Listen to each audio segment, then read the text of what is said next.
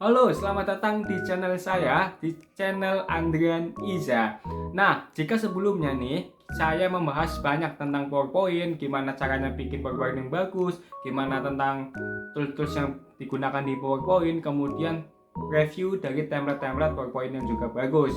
Nah, kali ini saya akan menambahkan sebuah topik baru, sebuah niche baru di channel YouTube saya, yaitu membahas tentang kepabeanan, atau orang bilang itu biasanya tentang ekspor impor ya. Kalau kepabeanan itu biasanya masih awam, masih jarang kita dengar, tapi kalau bidang ekspor impor sering kita dengarkan. Nah, namun sebelumnya perkenalkan dulu, nama saya itu Andrian Isya. Saya itu kesehariannya bekerja di bidang ekspor impor ya, jadi sedikit lebih paham tentang ekspor impor daripada tentang PowerPoint. Namun untuk konten-konten PowerPoint tetap saya akan membuatnya tentang review-review, karena menurut saya konten PowerPoint ini sangat bermanfaat dan juga bisa membantu Anda, khususnya para pengusaha nih yang ingin membuat katalog produk, membuat katalog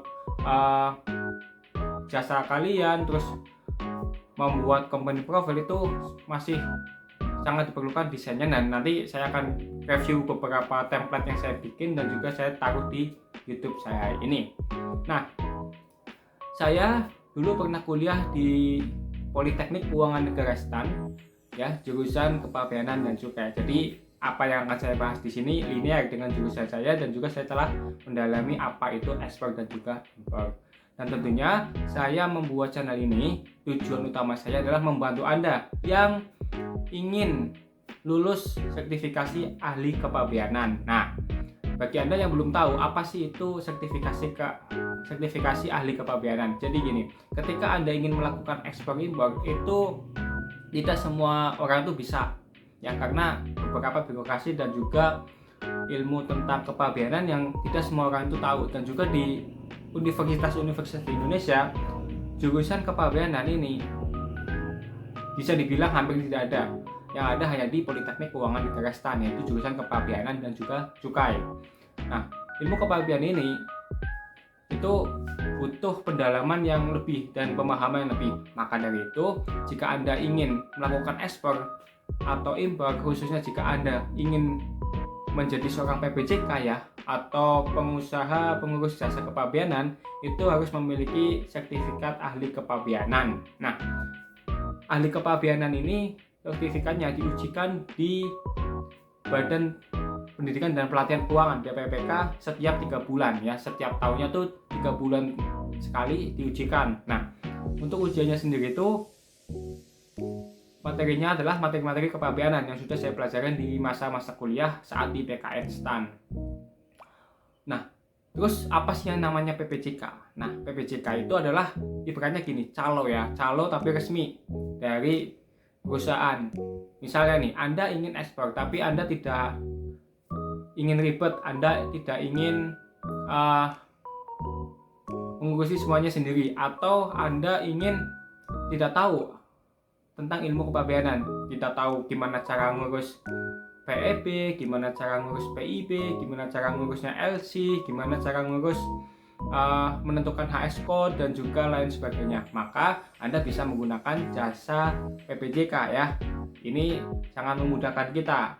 Nah, jasa PPJK ini itu adalah penengah antara bea cukai dan juga si eksportir atau importir ini. Nah, ini juga merupakan sebuah kesempatan Anda, sebuah peluang skill yang jarang orang bisa, dan juga bisa menghasilkan income untuk Anda. Oke?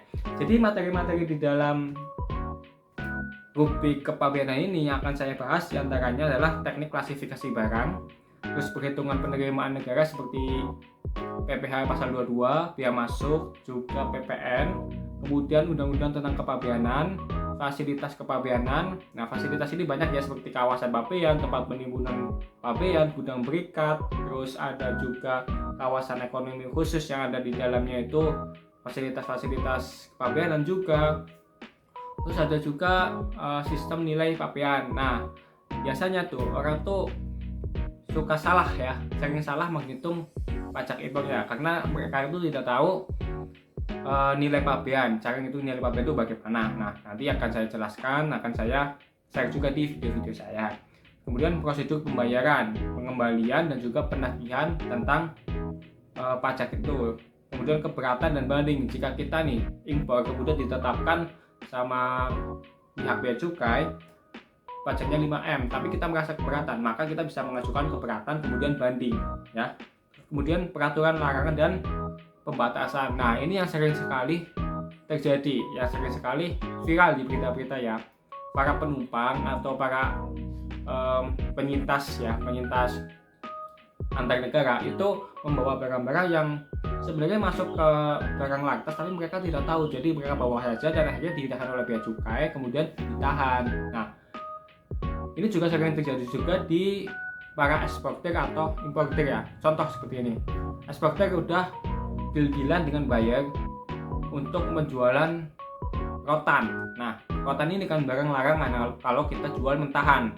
Nah, udah deal-dealan, udah bayar, dan juga udah sewa forwarder dan lain sebagainya. Tetapi ketika proses di bea cukai itu ditahan dan tidak boleh ekspor karena barang yang akan diekspor adalah barang mentah.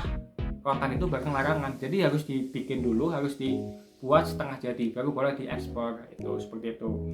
Yang tadinya mau untung, mau jual banyak tapi malah jadi rugi. Nah kan sayang banget kalau kita nggak tahu ilmu kayak gini kan. Jadi kita harus pelajari dulu apa aja yang dibutuhkan, apa aja yang perlu disiapkan, baru kita bisa melaksanakan ekspor supaya kita tidak rugi ya, tidak mengantisipasi kerugian yang tidak perlu sebenarnya, dan juga membuat prosesnya akan lebih lancar.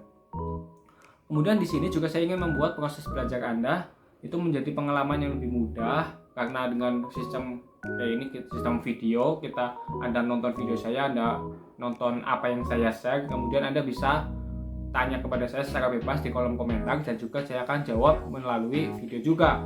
Dan jika perlu nanti akan saya buka sebuah webinar jika memang peminatnya banyak. Oke, seperti itu.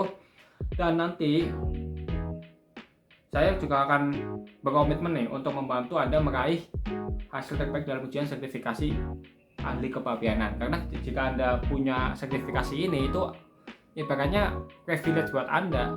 Ketika Anda mendaftar di PPJK, ketika Anda membuat perusahaan PPJK, itu udah boleh ya. Oke, cukup sekian. Terima kasih sudah nonton sampai akhir, dan see you to the next video. Bye bye.